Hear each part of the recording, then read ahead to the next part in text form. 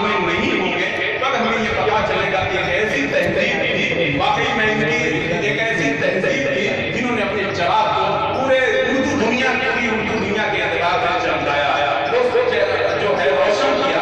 آئیے میں ان کی عظمت کو سلام کرتے ہوئے ان کی سرپرستی قائم رہے، ہم پورا معروف والوں کے لیے، گنگا جمنی تہذیب کے لیے، مشترکہ کلچر کے لیے، واقعی حضرت کوثر صاحب کی آج کے اس وقت کی صدارت جو ہمارے لیے آکسیجن کو تملیغ کا کام کرے گی۔ آئیے حضرت گرامی میں پروگرام کا باضابطہ آغاز کرنا چاہتا ہوں، غزل کے حوالے سے نہیں بلکہ میں چاہتا ہوں کہ مشاعرے کا باضابطہ اس نشست کا باضابطہ آغاز ہو جائے، کیونکہ یہ سچ ہے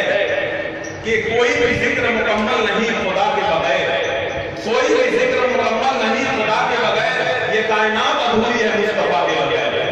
تو یہ ہمارا فریضہ ہے، ہم چاہتے ہیں کہ اس بزم کو ہم آگے تک لے چلیں۔ آئیے اس حوالے سے سرور کائنات صلی اللہ علیہ وسلم کی شان میں نذرانِ عقیدت سے اس محفل کا آغاز کرنا چاہتا ہوں اور یہ کہہ دوں کہ نگاہوں کو میری سرکار کے دالان تک لے چل،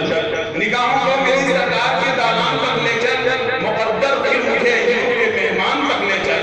میرے روزے وہاں خطاب کرنے کی تمنا کر، کبھی تو مسجد نبوی کے دسترخوان تک لے چل۔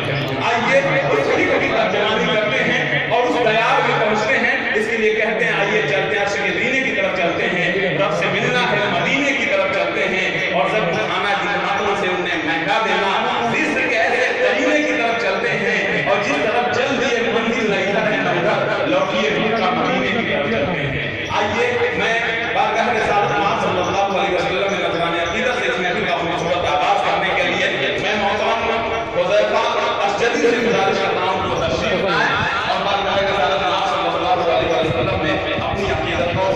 نذرانہ پیش کر کے اس محفل کا خوبصورت آغاز فرمائیں۔ السلام علیکم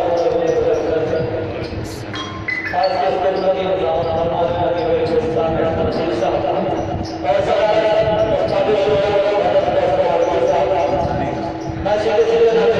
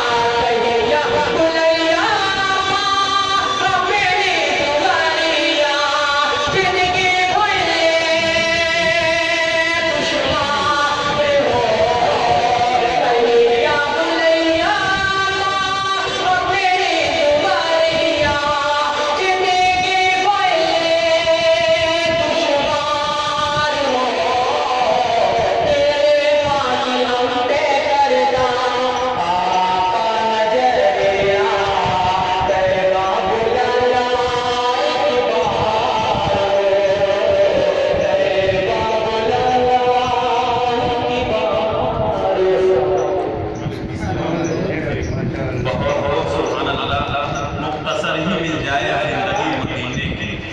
मुख्तसर ही मिल जाए जिंदगी मदीने की, 100 सदी पे भारी है घड़ी मदीने की। रात भर के आंगन में रहमतें बरसती थी, जिक्र था मोहम्मद का, बात थी मदीने की। बहुत उम्दा आवाज हो चुका इस महफिल का। आइए मुख्तसर अंदाज से मैं गजल के पहले शायर को आवाज दूं, अपने असल मकसद की तरफ चलूं, क्योंकि ये सच है कि झील लाखों को नारिश को कमल कहते हैं, हम तो सपनों की नुमाइश को गजल कहते हैं। आइए, जिंदगी भर की कमाई है गजल की खुशबू, हमने मुश्किल से बचाई है गजल की खुशबू, और तुमने दुनिया को अदावत के तरीके बांटे, हमने दुनिया में लुटाई है गजल की खुशबू। आइए, गजल के पहले शायर होंगे जनाब सरफराज अरशद, मैं उनसे गुजारिश